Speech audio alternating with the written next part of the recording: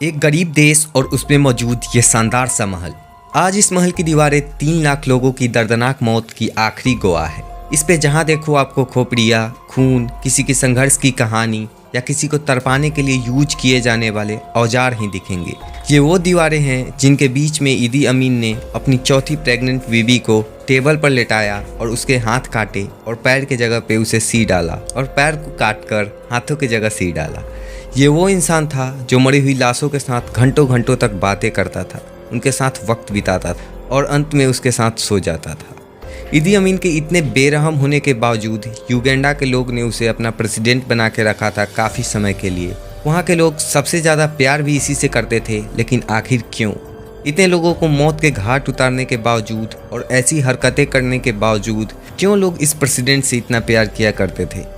नमस्कार दोस्तों, एक बार फिर से स्वागत है द क्राइम बुक के इस चैनल पे।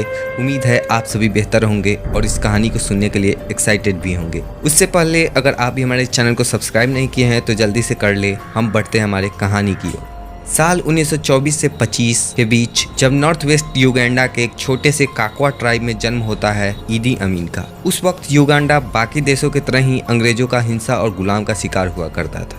अब कहा जाता है कि काकवा के लोग थोड़े डेंजर हुआ करते थे। ये नेचर से बहुत ही ज़्यादा करीब हुआ करते थे और अपने रिचुअल्स में अक्सर इंसानों का या जानवरों का खून पिया करते थे। यही सब चीज़ को देखकर ईदी अमीन बड़ा हुआ था।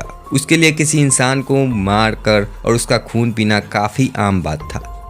ईदी के बचपन में ही माता पिता अलग हो गए और उसकी माँ उसको लेकर युगांडा के बॉम्बो शहर में चली गई।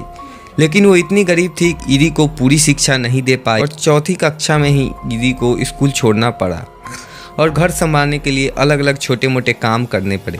और आखिर में कुछ 20 या 21 साल में उसने ब्रिटिश आर्मी ज्वाइन कर लिया और एक असिस्टेंट कुक के पोजीशन पर काम करने लग गया।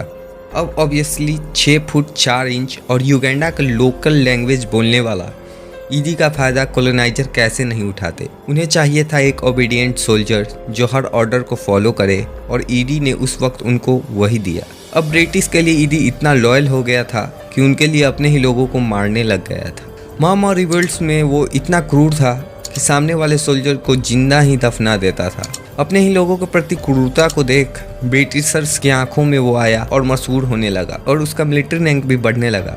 अब आ गया था साल 1962 और इसी साल 2 अक्टूबर को युगांडा आज़ाद हो गया। देश के तमाम राजनीतिक गतिविधियों के साल भर बाद वहाँ पहला राष्ट्रपति बनता है फ्रेडरिक एडवर्ड मुटेसा सेकेंड।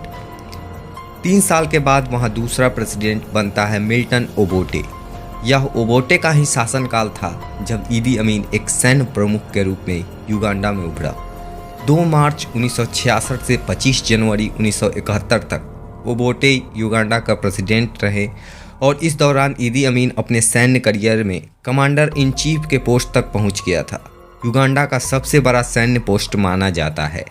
इस तरह ओबोटे और ईदी की नज़दीकियां काफ़ी हद तक बढ़ती गई थी। दोनों एक दूसरे के पक्के साथी माने जा रहे थे, किंतु ईदी के मन में कुछ और चल रहा था। वो ओबोटे को अपने रास्ते से हटाना चाहता था।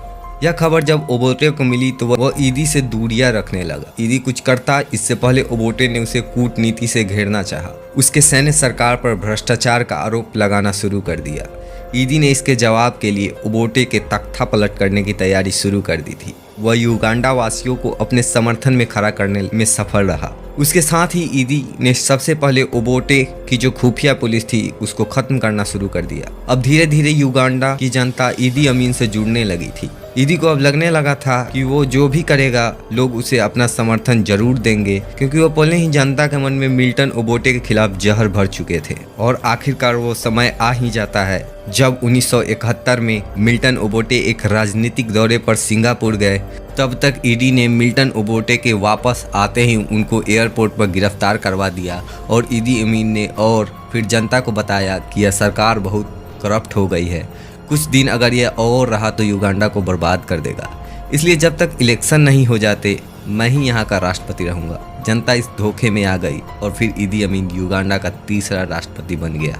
सत्ता संभालते ही ईदी की क्रूरता अपने चरम को छूने लगी। सबसे पहले उसने उन अधिकारियों और सैनिकों को फांसी पर चढ़वा दिया जो मिल्टन ओबोटे के समर्थन में थे। पहले साल में ही वो 9000 सैनिकों की हत्याओं का कारण बना। ईदी की तानाशाही के चलते युगांडा की अर्थव्यवस्था डोलने लगी। यह ईदी के लिए बड़ी समस्या हो सकती थी, किंतु उसने इसका भी तोड़ निकाल लिया। उसने सभी एशियाइयों को यह कहकर देश छोड़ने का फरमान सुना दिया कि उसके पास युगांडा की नागरिकता नहीं है। इस लिहाज से उन्हें 90 दिन के अंदर देश छोड़कर जाना होगा। ईदी अमीन के पास उसका एक घरेलू डॉक्टर था। उसका नाम था कीबो रिनगोता, जो उसके सेहत का नियमित ख्याल रखता था। एक बार वो डॉक्टर उसके घर में ही था और फ्रिज से पानी निकालने गया था। तब वो देखता है कि फ्रिज के अंदर इंसान का कटा हुआ सर और मांस रखा हुआ है। वो डॉक्टर वहीं पे बेहोश हो गया। होश आने पर वह किसी तरह वहाँ से निकला। हालांकि उसकी पत्नियाँ भी उससे बहुत परेशान रहती थी और वह भी वहाँ से भागना चाहती थी। ईदी ने अपनी दूसरी पत्नी अडोरा और उसके प्रेमी की भी न सिर्फ हत्या की थी बल्कि उसके मांस को भी खा लिया था। ईदी अमीन के नरभक्षी होने के एक और सबूत मिलते हैं। ये 1975 का साल था जब ईदी युगांडा के मुख्य न्यायाधीश से नाराज हो गया और उसकी हत्या करवा दी। हत्या के बाद पोस्टमार्टम की कार्रवाई चल ही रही थी, तभी वह ईदी अमीन वहां आ गया और उसने सभी डॉक्टर्स को कमरे से बाहर जाने का हुक्म दिया और लगभग 30 मिनट तक उस शव के साथ रहा। जब डॉक्टर उस कमरे में वापस आए तब मुख्य न्यायाधीश के शरीर से कई हिस्से गायब थे। इस तरह ईदी अमीन का नाम इतिहास में एक आदमखोर तानाशाह के रूप में दर्ज हो जाता। और फिर 16 अगस्त 2003 को सऊदी अरब के जेदा में स्थित Kings Faisal specialist hospital and research centre में उसकी मौत हो जाती है। दोस्तों, उम्मीद करते हैं आपको ये कहानी अच्छी लगी होगी। मिलते हैं एक और नई कहानी के साथ अगले वीडियो में। तब तक के लिए नमस्कार।